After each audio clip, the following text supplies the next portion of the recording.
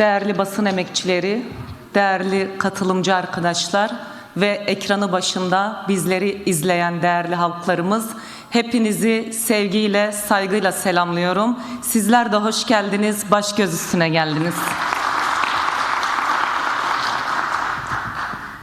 Değerli arkadaşlar, bu sabah yine yoğun bir gözaltı haberine uyandık. Gece 3'ten itibaren gözaltılar, özellikle Ankara merkezli, çok yoğun bir biçimde bir gözaltı furyasıyla karşı karşıyayız. NATO zirvesi öncesi Ankara'da yapılan baskında yüzlerce insan, devrimci, sosyalist gözaltına alındı. Bu demokratik haklara ve siyasal özgürlüklere çok açık ve net bir saldırıdır. Bileşen Partimiz, Devrimci Parti'nin eş başkanı, değerli yoldaşımız Elif Torun Öner'in aralarında olduğu çok yoğun gözaltılar. Bu ülkede bir NATO toplantısı olacak ama neredeyse bütün Türkiye'yi felç edecek derecede tırnak içinde güvenlik önlemi alıyorlar. Bu ülke bu NATO'yu keyfince ağırlasın diye sabaha karşı yüzlerce insan gözaltına alındı.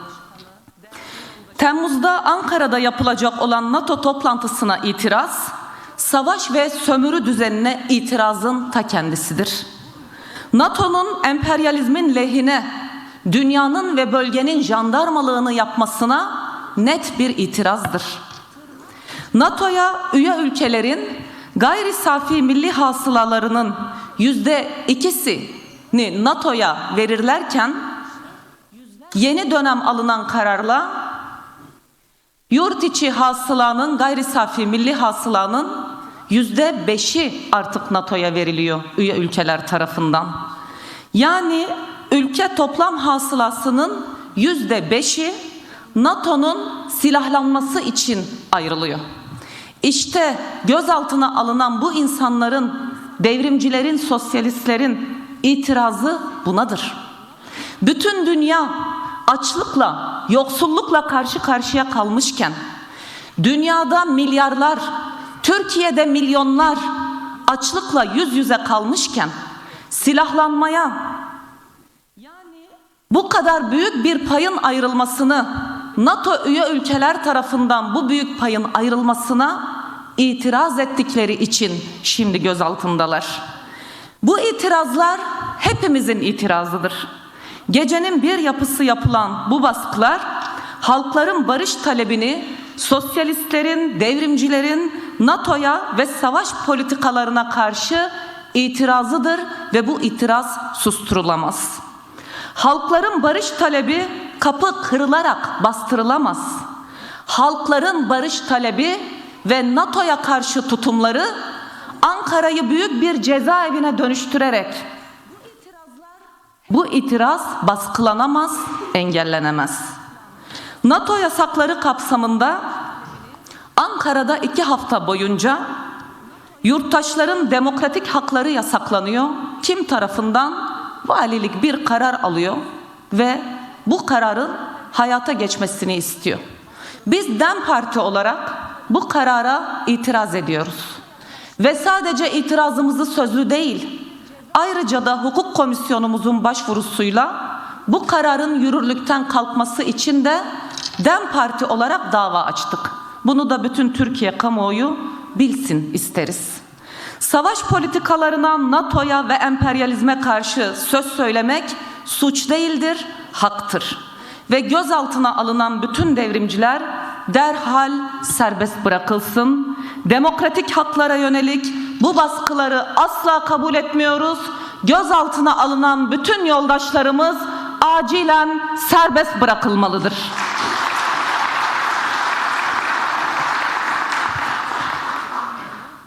Değerli Türkiye halkları ve değerli basın emekçileri, dün gece acı bir kaybın haberini aldık.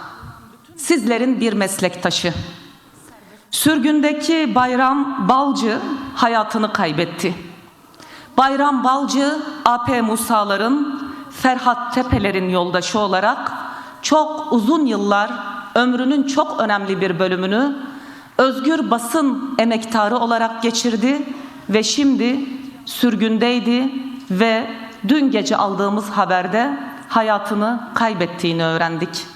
Ben öncelikle bütün özgür basın emekçilerine, Kürt halkına, ailesine, sevenlerine başsağlığı dileklerimizi iletiyorum. Ve değerli arkadaşlar, şu anda biz bu toplantımızı devam ettirirken ne yazık ki Türkiye'de yaşanan o kadar çok şey, bölgede yaşanan o kadar acı olaylara tanıklık ediliyor ki ve bu acılar akmaya devam ediyor. Bunların hepsini bugün bu grup toplantımızda değerlendireceğiz.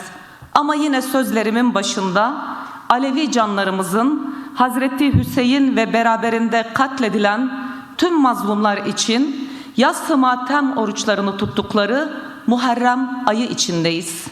Bu anlamda Muharrem ayı Aleviler için Kerbela'dan bugüne kadar zulme karşı direnenlerin, mazlumlardan yana olanların simgesidir, sembolüdür.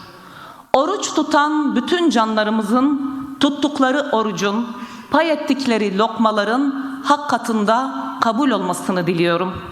Ve Muharrem ayının toplumsal barışa, adalete, demokrasiye, kardeşliğe ve birlikte yaşam umuduna vesile olmasını temenni ediyorum. Ve değerli arkadaşlar, geçtiğimiz hafta Sincan cezaevini ziyaret ettim. 2 gün boyunca gerçekleştirdiğimiz ziyarette Kobani Kumpas davasında tutuklu bulunan arkadaşlarımızı ziyaret ettim. Dilek Yağlı, Zeynep Karaman, Ali Ürküt, Nazmi Gür, Alp Altınörs, Günay Kubilay, Bülent Parmaksız, İsmail Şengül. Ve yine Sincan cezaevinde tutuklu bulunan Ayşe Gökkan, Leyla Güven, Melike Göksu'yu ziyaret ettim. Ve inanın yıllardır hapishanede olan bu yoldaşlarımızın gözündeki o umut, o barış ve mücadele duygusu bir an bile o duygunun feri sönmemiş gözlerinde. O soğuk duvarlar, o hapishaneler arkadaşlarımızın umutlarını ve mücadelelerini asla teslim almadı, alamayacak.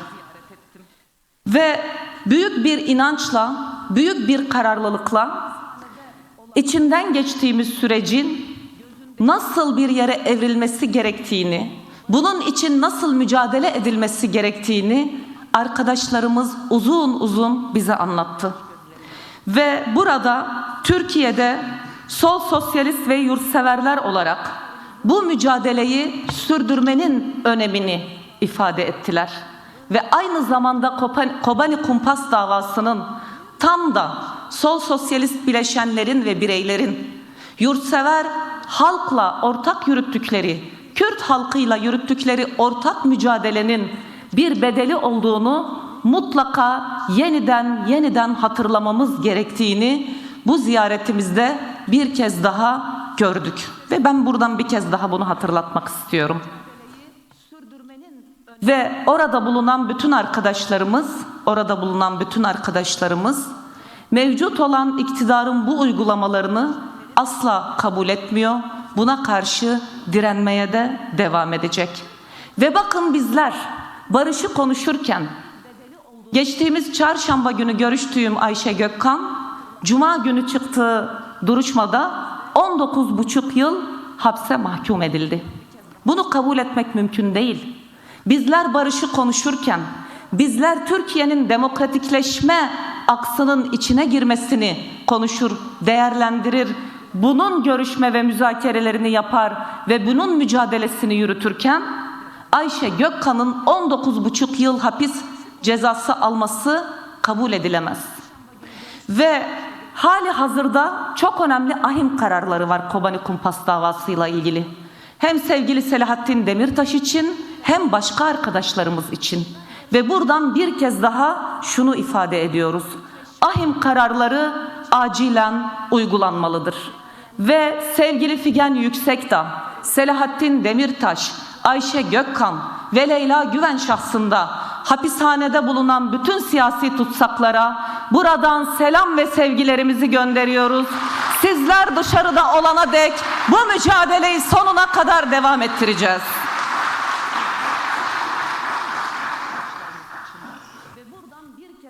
Evet değerli arkadaşlar ve değerli yurttaşlarımız, bakın geçtiğimiz günlerde LGBTİ artıların hakları konusunda paylaşım yapan, Onur Haftası etkinliklerini duyuran sosyal medya hesaplarına erişim engeli getirildi.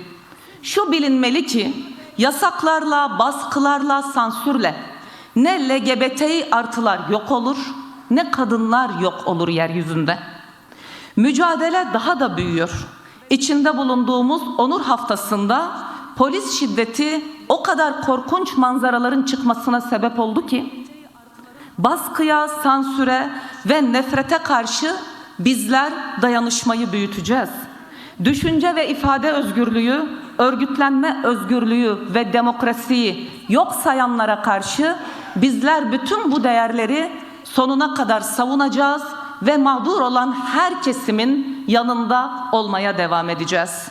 Ve geçtiğimiz hafta burada meclis çatısı altında yaşanan bir başka baskı. Bitmiyor baskılar her yerde.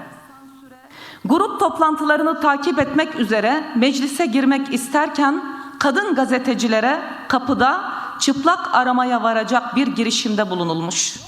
Bu korkunç bir şey. İnsan onurunu zedeleyen bu davranış hakkında gerekli inceleme Meclis Başkanlığı tarafından acilen başlatılmalı.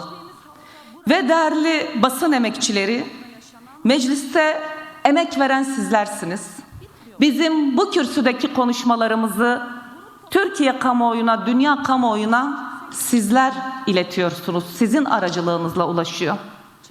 Ve burada hepiniz kamera arkasındasınız. Burada meslektaşlarınız bilgisayarda haberlerini yazıyor. Bu çok büyük bir emek. Bu çok kıymetli bir emek. Ve sevgili basın emekçisi kardeşlerim, şunu bilin ki DEM Parti olarak hem insani anlamda hem de mesleki anlamda karşılaştığınız bütün sorunlarda DEM Parti her daim yanınızda, sizlerle dayanışma içinde olmak, aynı zamanda sizlerin de sesi ve sözü olmak konusunda kararlı olduğumuzu bilmenizi isterim değerli arkadaşlar.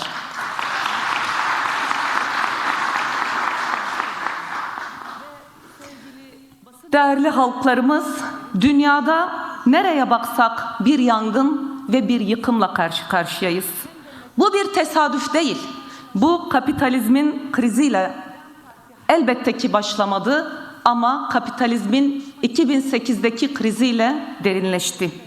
Pandemiyle derinleşti. Savaş ve çatışmalar artarak günümüze kadar bu şekilde geliyor. Her küresel zirve yeni bir felaketin kapısını aralıyor. Bakın G7 zirvesi toplandı. Rusya-Ukrayna savaşının bitmesini beklerken dünya kamuoyu bir kez daha alevlendirme kararı alındı ve hemen akabinde Moskova bombalandı. Çok kutuplu dünyada küresel sistem kendini yeniden yapılandırıyor. Yapay zekanın gelişimi ve dijitalleşmenin hız kazanması nadir elementlere duyulan ihtiyacı arttırıyor. Yeni dönem savaşlarının önemli nedenlerinden biri de bu. Enerji havzaları ve enerji koridorları, pazar alanları, ticaret savaşları cabası.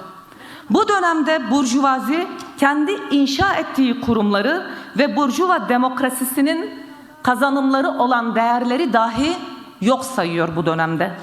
İnsan hakları, evrensel değerler, demokrasi ve Batı'da işçi sınıfının mücadelesiyle kazanılmış olan sosyal haklar tek tek tırpanlanıyor.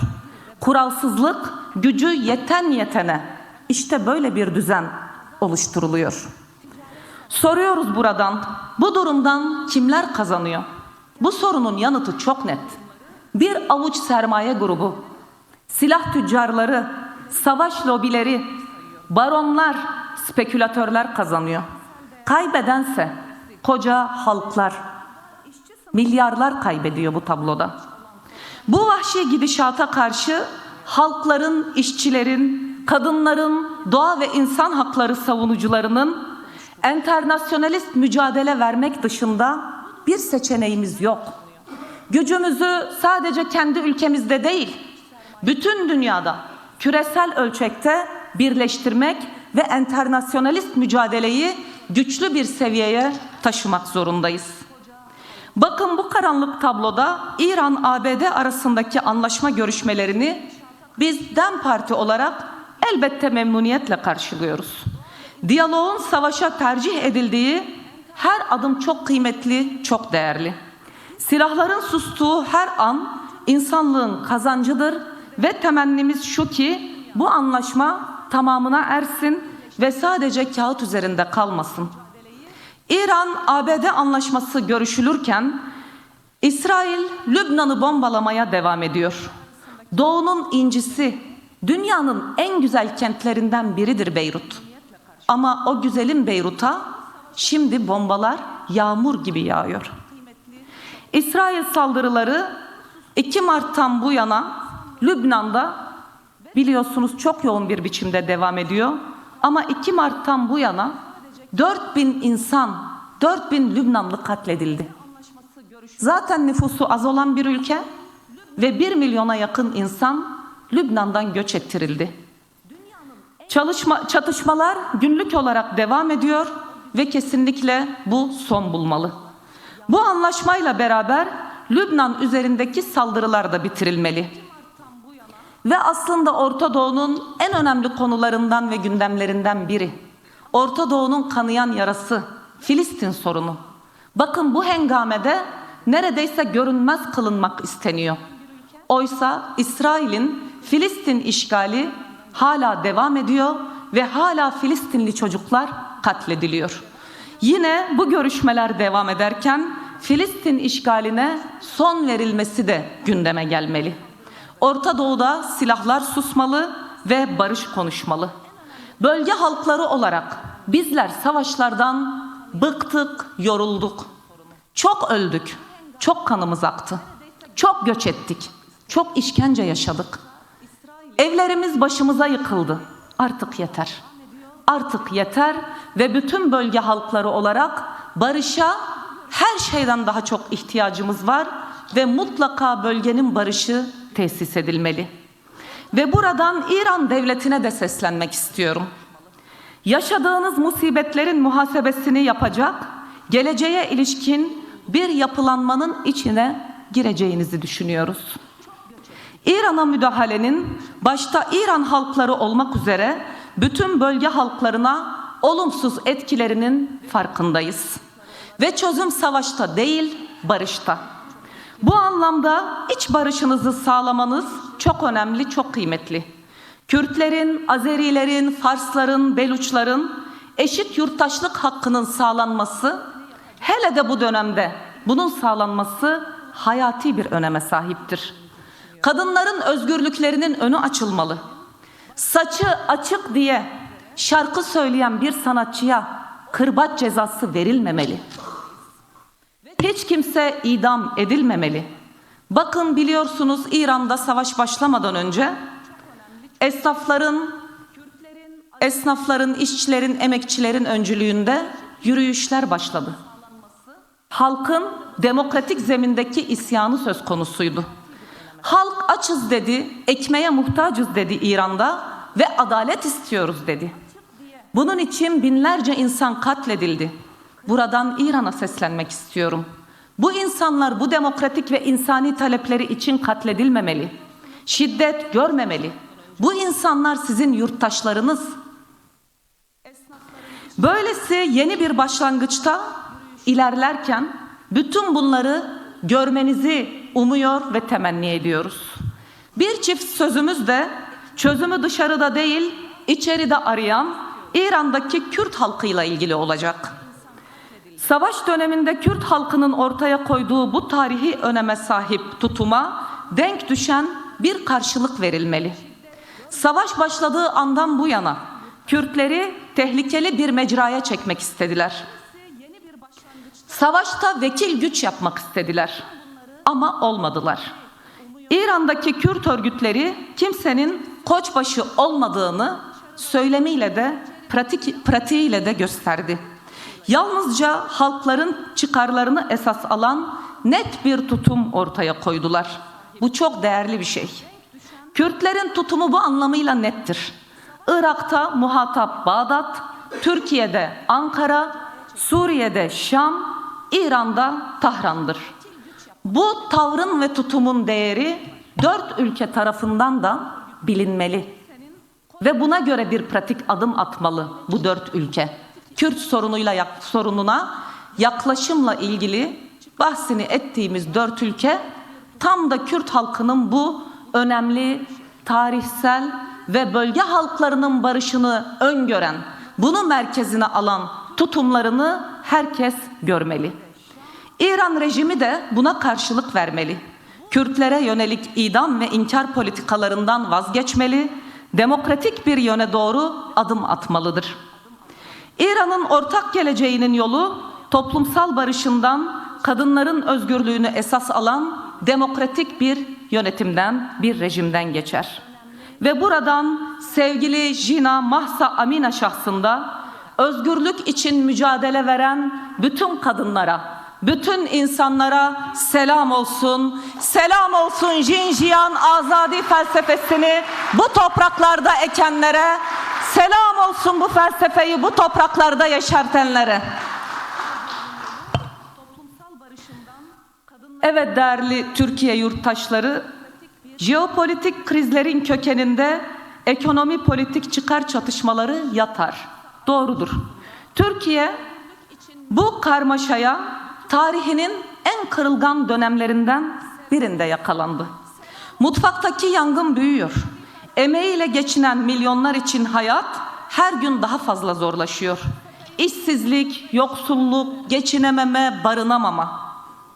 Sabah markete giden bir emekli emin olalım ki akşam buzdolabının önüne geçiyor, o kapıyı açıyor ve ben ne aldım ki benim emekli maaşımla bu dolabın zaten yarısı dolmaz diye o dolapta ben bugün ne yiyebilirim diye düşünüyor. Bakın emeklilere mikrofon uzatıyorlar değil mi sokakta? Evime haftalardır et girmiyor diyor. Ama bu iktidar bunları duymuyor. Bu iktidar bunları görmüyor. Bakın sorumlusu değilmiş gibi de davranıyor. Bu konuda çok maharetliler, çok yetenekliler. Ama şu bilinmeli ki bu yoksulluğun, bu işsizliğin en temel nedeni elbette ki kapitalizmin krizi, sermayenin krizi ama bir o kadar da en temel nedeni AKP iktidarının uyguladığı politikaların ta kendisidir. Enflasyon kalıcı hale geldi Türkiye'de. Alım gücü eriyip gitti. Gelir dağılımı gittikçe bozuluyor. Bununla ilgili sadece bakın iki örnek vereceğim. Birisi emeklilerden. 10 yıllarca çalışmış emekli geçinemiyor. Bunu bilmeyen yok. Bugün bu salonda da çok sayıda emekli abilerimiz, ablalarımız, kardeşlerimiz var. Geçinemiyorsunuz. Bunun hepimiz farkındayız. Hepimiz biliyoruz. Ve şimdi İşkur'a başvuran 60 yaş üzerindeki emeklilerdeki oran %20 oranında artmış. Bakın bu resmi rakamlara göre. Ama taksicilik yapan, işte bir emlakçıda çalışan, bir esnafta çalışan, 70 küsur yaşında inşaat işçiliği yapan emekliler var. İşte emeklilerin tablosu bu Türkiye'de. Bir diğeri ev gençleri. Eve kapatılan bir kuşak. Ve işte inanın değerli Türkiye halkları, bu tablo o kadar vahim ki bu Türkiye'yi yönetenlerin yemeyip içmeyip oturup üzerinde düşünmeleri gereken bir konu. Ama umursayan kim? Bakın 6,5 milyon genç ne eğitimde ne istihdamda eve kapatılmış, üretimden koparılmış, hayatın dışına itilmiş durumda. Ve Türkiye genç bir kuşağın yitirilişini izliyor. Evet, Türkiye genç bir kuşağın yitirilişini izliyor. Bakın şöyle düşünün, bu gençler, bu 6,5 milyon gençten bahsediyorum. Sabah uyandıklarında gidecekleri okulu yok. Gidecekleri işleri yok. Ama o gençlerin çok büyük hayalleri var, bunu hepimiz biliyoruz. Enerjileri var, gelecekten beklentileri var. Ve bu ülke onlara hiçbirini sunmuyor. Ve birçoğu yurt dışı hayali kurmaya çalışıyor. Türkiye'de en yetenekli gençler, en iyi üniversiteleri bitirmiş olan gençler Avrupa'nın yolunu tutmak durumunda kalıyor. Ve bunun önünü açan, buna salık veren bu iktidarın kendisidir, politikalarıdır. Bakın Cumhurbaşkanı birçok konuşmasında söyledi. Kimi bakanlar sıklıkla ifade ediyor ve diyorlar ki nüfus yaşlanıyor, evlenin, çocuk yapın. Bunu diyorlar. 6,5 milyon genç işsizken doğmamış çocuğa iş mi vaat ediyorsunuz? Aş mı vaat ediyorsunuz? Sen neyin kafasını yaşıyorsun ey iktidar? Neyin kafası bu? Bakın herkes devlet aklından söz eder. Ben şimdi devlet aklı bilmiyorum. Ama şundan eminiz ki akıllı bir devlet 6,5 milyon gencin yurt dışına gitmesini engellemek için, onları istihdama katmak için, onları üretime katmak için çaba harcar ve bununla ilgili politikalar geliştirir. Bakın özel okul öğretmenleri, mülakat mağduru öğretmenler günlerdir meclise birkaç yüz adım ötede eylemdeler, açlık grevindeler.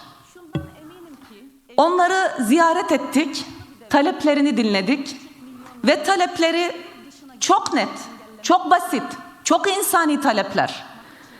Şunu istiyorlar, taban maaş uygulaması yapılsın, belirsiz süreli iş sözleşmeleri, özlük haklarının kamuda çalışan öğretmenlerle eşitlenmesi, liyakatsizliğin önünü açan torpilli mülakatların son bulması, atanmak istiyorlar ve çalışmak istiyorlar. Bundan daha doğal bir talep olabilir mi? Ama bu taleplerinin karşısında öğretmenler neyle karşılaşıyor? Öncelikle muhatap alınmıyorlar. Umarız ki bugün bir görüşme vardı, gerçekleşmiştir. Demokratik zeminde taleplerini dile getirirken polis tarafından joplanıyor, gaz sıkılıyor, gözaltına alınıyorlar. Ama hepimiz şunu çok iyi biliyoruz ki öğretmen olarak, yani eğitim fakültelerinden mezun, başka fakültelerden mezun birçok genç iş bulamadığı için gitmiş, polis olmuş. Şimdi o polisler o öğretmenleri jopluyor. Polislerin aldığı maaşa bakın. Polisler çocuklarını geçindirebiliyor mu? Maaşları onlara yetiyor mu? Hayır. Ama geçinemeyen polis, kamu emekçileri insani maaş talep ettikleri için aynı polislere bu iktidar bu talebi gerçekleştirenleri dövdürtüyor, gaz sıkıyor. Adaletsizliğin, insanlık dışılığın geldiği boyut bu. Ve ben buradan soruyorum. Mecliste birkaç yüz metre ötedeki açlık grevinde bulunan öğretmenlere çözüm üretmeyen bir meclis, çözüm üretmeyen bir siyaset, çözüm üretmeyen bir iktidar olur mu? Bunlara çözüm üretemeyenler, Rize'deki köylüye, Hakkari'de yaylasında yaşayanlara, Kocaeli'de merdiven altı atölyelerde cefa içinde çalışanlara nasıl çare olacak, nasıl derman olacak? Ve genel kurulda, bakın genel kurulda geçen hafta yaşanan bir olay. Uluslararası bir anlaşma görüşülüyor ve AKP'li milletvekillerden oluşan bir grup, yani 76 milletvekili sahte oy kullanıyor. Ben bunu bir milletvekili olarak söylerken buradan büyük bir mahcubiyet duyuyorum. Büyük bir utanç duyuyorum gerçekten. Ve bu sahteciliği yapanlar bu ülkenin sorunlarını nasıl çözecek? Bunu çok merak ediyoruz. Batman'da yaşlılara yapılan insanlık dışı muameleyi, böyle bir anlayış nasıl önleyebilir, nasıl önleyecek? Bunu çok merak ediyorum. Ve değerli yurttaşlarımız, bizler DEM Parti olarak emeği merkezine alan, eşitlikçi ve demokratik bir ekonomik anlayışı savunuyoruz. Kamusal hizmetler parasız, ana dilde ve erişilebilir olmalıdır. Temel hizmetleri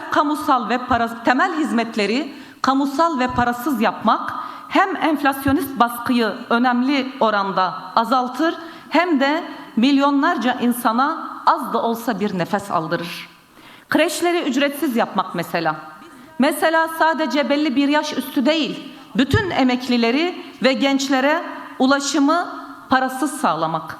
Mesela okullardaki öğrencilere bir öğün yemeği devletin karşılaması, kamunun karşılaması, yani aileler için bunu ücretsiz hale getirmek. Bunlar çok şey değil. Ama bunlar aileleri az da olsa rahatlatabilecek, yurttaşlarımızı az da olsa rahatlatabilecek somut adımlar. Bunun için kaynak yok diyorlar. Külliyen yalan, külliyen yalan. Türkiye öyle kaynaksız bir ülke falan değil. Sağlıklı bir kaynak üretimi ve adil bir ekonomik dağılım ve paylaşımla pekala bunun altından rahatlıkla kalkılabilir. Gençler için eğitim ve istihdam güvencesi, ulaşım, barınma, temel gıdaya erişim sağlanamaz mı? Sağlayabilir. Emekliler bu anlamıyla atılacak adımlarla onurlu bir yaşam süremez mi? Sürebilir. Ve ben burada sizlerin huzurunda soruyorum. Kamu niye var? Devlet neden var? Yurttaşı aç, işsiz bırakmak için mi var? Hayır, tam tersi. Yurttaşın karnını doyurmak için devlet var. Barınma sorununu çözmek için kamu olmalı. Bunun için olmalı. Ama ne yazık ki mevcut olan iktidar şu anda beşli çetesini ve yandaşlarını beslemekle meşgul olduğu için öğretmenlerimizle, işçiyle, emekçiyle, emekliyle, gençlerle ilgilenmeyi değil, başka şeyleri tercih etmiş durumdalar. Ve yine çok sıklıkla ifade ettik, burada tekrar etmek istiyorum. Temel yurttaşlık geliri acilen hayata geçirilmeli. Ve bir de değerli Türkiye halkları, değerli işçi, emekçi kardeşlerim, biliyorsunuz geçmiş dönemlerde Temmuz ayında asgari ücrete ara zam yapılırdı. Bir süredir bunu kaldırmış durumdalar ve Temmuz'da emekli maaşları asgari ücrete mutlaka ama mutlaka zam yapılmalı. Emekli maaşı ve asgari ücret 60.000 TL'ye yükseltilmeli. Ve değerli arkadaşlar, değerli Türkiye halkları, bakın Ankara'da açlık grevinde bulunan ve şimdi direnişlerini devam ettiren değerli öğretmen arkadaşlarımız bugün aramızdalar. Ben bir kez daha sizlere hoş geldiniz diyorum ve mücadeleniz zafere ulaşana dek DEM Parti olarak yanınızdayız, ortak mücadeledeyiz. Ve değerli Türkiye halkları, sevgili gençler, YKS'yi anmadan geçemeyeceğim. Geçtiğimiz hafta sonu zor bir maratonu tamamlayan genç arkadaşlarımız oldu. Ben kendilerinin emeklerine sağlık diyorum, geçmiş olsun diyorum. Zor bir maratondu hakikaten. Şunu da söylemem gerekiyor, sınava girmek dahi bu ülkede artık sınıfsal. Bakın bir asgari ücretlinin yevmiyesi 935 TL'ye düşer. 3 oturumluk YKS harcı 2100 TL. Yapay gündemler, hayali düşmanlar ve hamasi söylemlerin Türkiye'ye getirdiği budur işte. Büyük sefalet, hem de çok büyük bir sefalet. Ve sevgili gençler, sınavın nasıl geçtiğinden öte hayatın testlerine karşı nasıl durduğunuz geleceğinizi belirleyecek. Bir sınav geçti ama önünüzde kazanılacak kocaman bir hayat var. En güzel hayatı yaşamayı hak ediyorsunuz. Bu hayatı beraber mücadele ederek kazanacağız. Umudunuzu yitirmeyin sevgili gençler. Siz o kadar önemlisiniz ki. Her birinizin tek tek hayatı, her birinizin tek tek hissi, her birinizin duygusu, her birinizin varlığı bizim için, Türkiye toplumu için, dünya için o kadar önemli ki. Ve lütfen umudunuzu yitirmeyin. Mücadele etmekten asla vazgeçmeyin. Sizler bu hayattan alacaklısınız ve alacaklarınızı hepsini almanız için biz DEM Parti olarak Türkiye'deki bütün gençlerle bir arada olmaya, ortak irade koymaya, mücadele etmeye devam edeceğiz. İyi ki varsınız, var olmaya devam edin, mücadele ede ede var olmaya devam edin.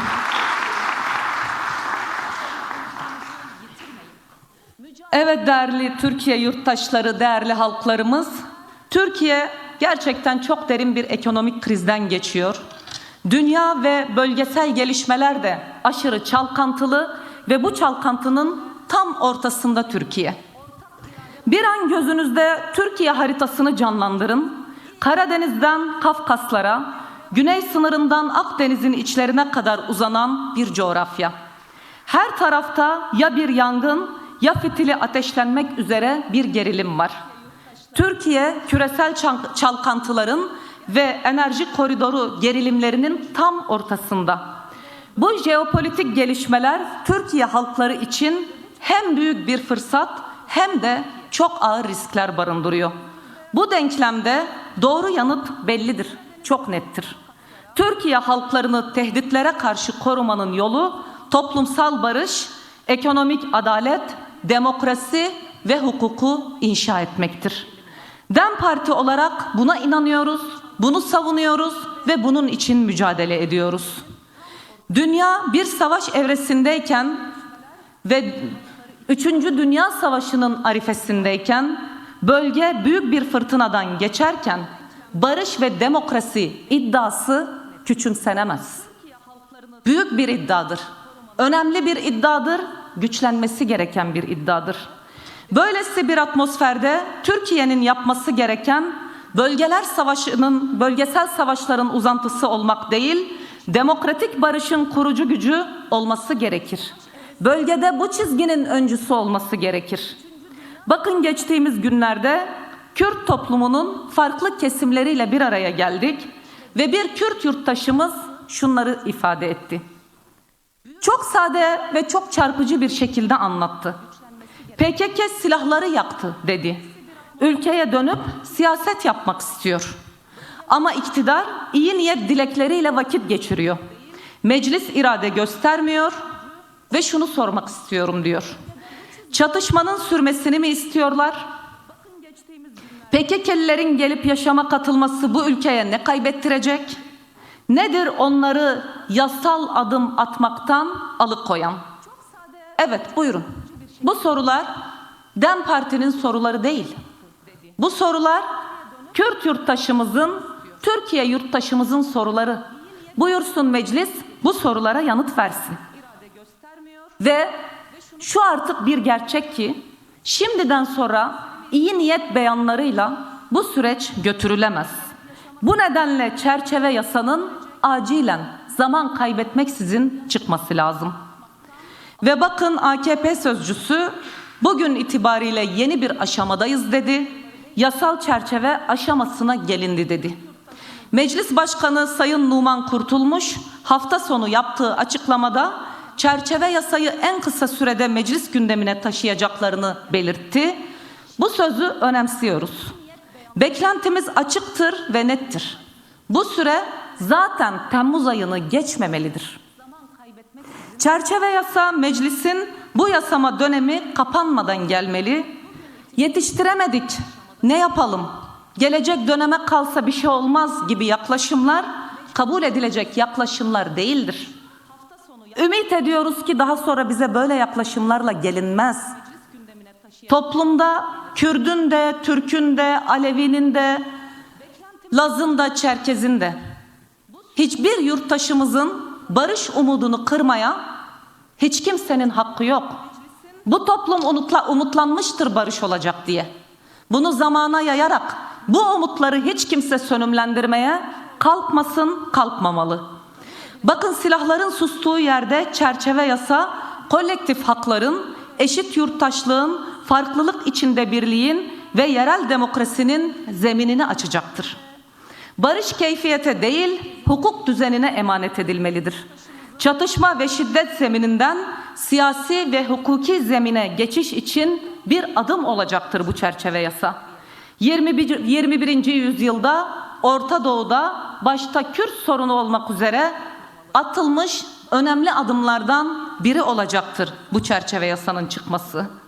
Barışın güvencesi sadece silahların susması değil, hukukun konuşmasıdır. Kalıcı çözümün teminatı temenniler değil, demokratik güvencedir. Türkiye'nin ihtiyacı artık geçmişin korkularını yönetmek değil, ortak bir geleceği kurmaktır. Ve değerli arkadaşlar, bakın 27 Ekim'den şimdiye kadar uzunca bir zaman geçti. Ve DEM Parti olarak bizlerden gerek merkezi düzeyde gerek yerel düzeyde her söz kuran arkadaşımız, yoldaşımız, yöneticimiz, milletvekilimiz, eş başkanlar olarak bizler, sözcülerimiz, grup başkan vekillerimiz her fırsatta barış dedik. Her fırsatta bu sürecin Türkiye ve bölge için ne kadar önemli olduğunu vurguladık. Barış için çalıştık, barış için emek verdik. Ve barışla ilgili bütün bu yaşanan kimi belirsizlikler, kimi zamana yayma, kimi tırnak içinde oyalama diyebileceğimiz konulara biz her daim burada ön açan konuşmalar, ilerletici konuşmalar, ilerletici tavırlar sergiledik. Bununla yetinmedik. Çünkü biz barışın bize altın bir tepsiyle sunulmayacağını biliyoruz. Biz mücadeleden gelen, mücadele tarihi güçlü olan bir siyasi parti olarak barışın toplumsallaşmazsa oluşamayacağını, inşa edilemeyeceğini biliyoruz.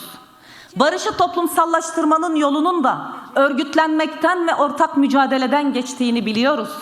Barışın sadece Kürtler tarafından değil, bu ülkede başta Türkler olmak üzere Aleviler ve bütün barışsever kardeşlerimiz, bu ülkenin iyiliğini isteyen bütün Türkiye yurttaşları tarafından ifade edilmesi, dillendirilmesi, güçlendirilmesi gerektiğinin farkındayız ve bunun çalışmalarını yürüttük. Ve böyle olmaya da bu çalışmaları bu şekilde de yürütmeye devam edeceğiz. Ve bizler biliyoruz ki müzakereleri güçlendiren şey mücadeleyi güçlü kılmaktır. Bunun için alanlarda, meydanlarda olduk, olmaya da devam edeceğiz. Ve şimdi 27-28 Haziran'da Ahmet'te, İstanbul'da, Van'da, Mersin'de özgürlük mitinglerinde buluşacağız. 86 milyon yurttaşımızla birlikte demokratik bir cumhuriyette yaşamanın yolunu açmak, onun yollarını döşemek ve ilerletmek için bizler bu mitinglerimizle bütün Türkiye ve dünyaya mesajlarımızı en güçlü şekilde vereceğiz. Özellikle bu sürecin devam etmesi ve ilerletilmesi için bu sürecin baş aktörü ve baş müzakerecisi olan Sayın Abdullah Öcalan'ın özgür çalışır ve özgür yaşar koşullarının oluşmasının mesajlarını bu mitinglerimizde en güçlü şekilde hep beraber vereceğiz değerli arkadaşlar. Bu mitinglerimizde de bütün Türkiye yurttaşlarımızın özgürlüğü, mum ışığıyla aradığımız adaleti ve demokrasiyi bu mitinglerimizde bunun güçlü mesajını hep birlikte vereceğiz. Ve yolumuzdan asla dönmeyeceğiz. Kararlıca, ısrarlıca, bilinçli, örgütlü bir şekilde bu yolu örmeye devam edeceğiz. Değerli arkadaşlar, bakın bu salonda baskılara maruz kalmış çok yurttaşımız var. Ekranı başında bizleri izleyen, cezaevinde olan ve olmayan ama Türkiye'deki bu baskılarla yüz yüze gelmiş çok yurttaşımız var. Ama baskılar gelip geçer, tehditler gelip geçer,